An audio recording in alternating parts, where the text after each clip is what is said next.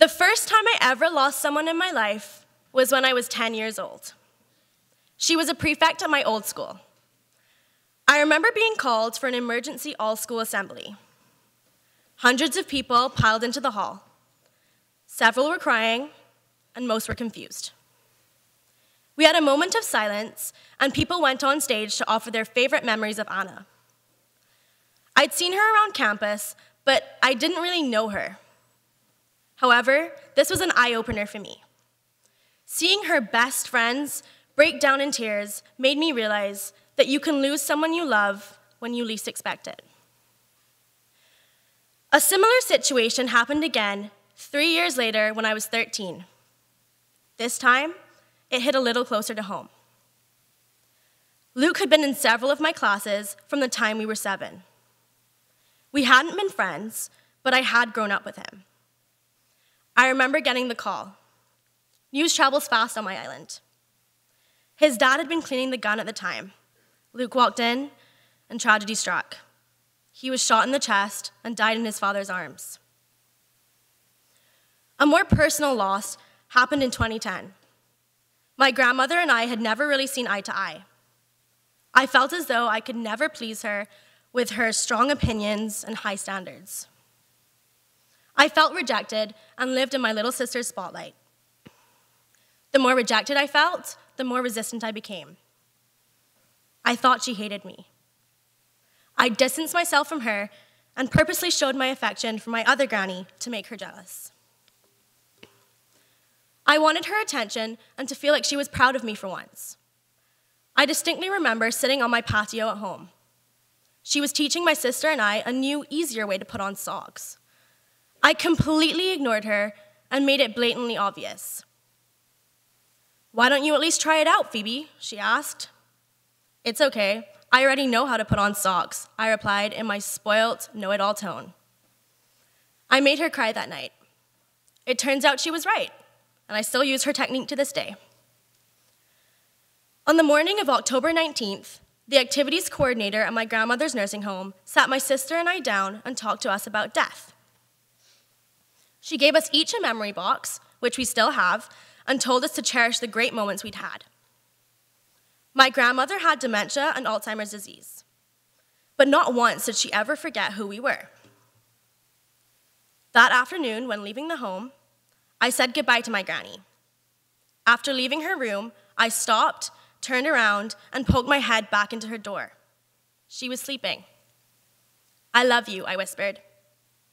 My gut told me these would be the last words I ever spoke to her. And my gut was right. At 9:45 that night, my mom received the bad news. It is only now that I am older, I am able to understand some of the reasoning behind my grandmother's actions. All she ever wanted was for me to be the best person I could possibly be. Unfortunately, I was unable to realize this at the time. I truly believe we would have had a very strong relationship now, but now is too late. Once you've lost someone, you can't fix the mistakes you've made. People are important. Relationships are important. The way you treat someone can make or break a person. If someone feels underappreciated, betrayed, or unloved, all because they caught you at the wrong time or in the wrong mood, it can have a serious impact on them, but also on you. There is no excuse for mistreating someone you love. Each and every day, let the people in your life know that they are loved. Thank them. Let them know that they matter. I want you all to do that now. Look to the person on your left and your right. Introduce yourself. Hug them, give them a high five, or a pat on the back. Let them know that you care and that they are important.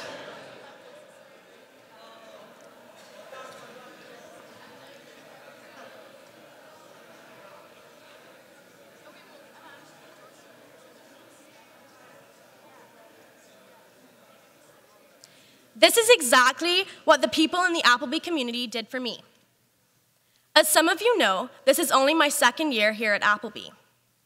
At the end of my grade 10 year in Barbados, I packed up my stuff and came to Canada. Leaving my family, friends, and the island I grew up on was a huge step for me. How could I possibly want to leave my home and everything I had known for the past 16 years? I started to change my mind about leaving, but I knew it was too late. The day I moved in for orientation, I was terrified, but that quickly changed. From the moment I stepped foot on the campus, I was overwhelmed by all the warm, welcoming people. I remember walking back to my room after my parents left, feeling really uneasy. This is when I bumped into Ebony, who greeted me and made me feel better, relating to the islands even though she was a complete stranger. This was one of the many friendly faces I met in my first week, which made this change so much easier. Anushe was my leader for the amazing race. This is when she introduced me to Jack, who was dancing and singing completely in a world of his own. These two talked to me as if they'd known me forever. I felt incredibly welcome and so much less scared. I remember sitting down for lunch with my advisor, Mr. Regalado, that day. Señor, ¿cómo está? This ball of energy named Fernando threw himself at our table, just babbling in Spanish. I was completely taken aback. He quickly introduced himself and made me feel like a member of our group. I felt accepted, welcome. I knew that I would fit in and that I had made the right choice. When I finally moved from my temporary room in Walker to my permanent room in Bailey, I was met yet again with incredible energy and a warm welcome from the girls on the Bailey House Council, who ensured me that I would love it here. And they were right. The Bailey girls became my family and Bailey my home. Each of these people truly stood out to me. I encourage all of you to be the kind of person who stands out. As I grew more accustomed to my new life at Appleby, I became even happier and more comfortable in Bailey. As the school year continued, I became incredibly passionate about my house. I loved living with my friends. I loved the enthusiasm on spirit days, but mostly, I loved the pride of being a Bailey girl. Our motto, strong like tigers, supportive like sisters, rang true to me.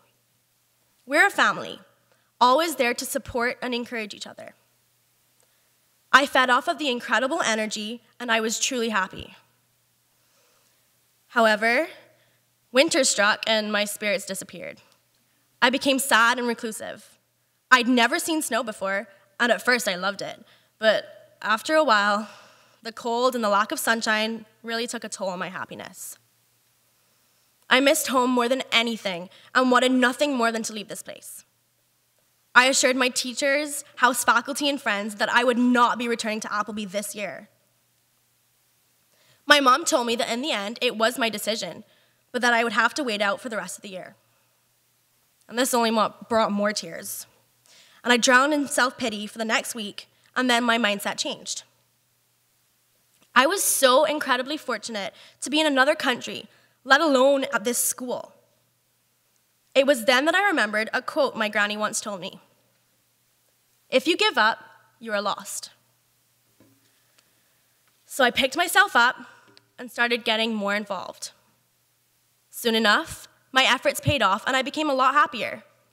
I still had my rough days, but I had my amazing new and old friends to pick up the pieces.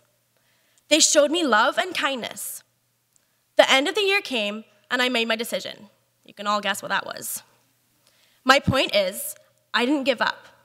My friends, family, teachers, and Bailey sisters showed me that I was important to them and that I was stronger than I knew.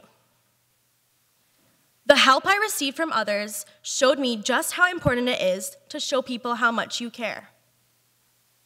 The relationships we have with others are the most important things we will ever have in our lives.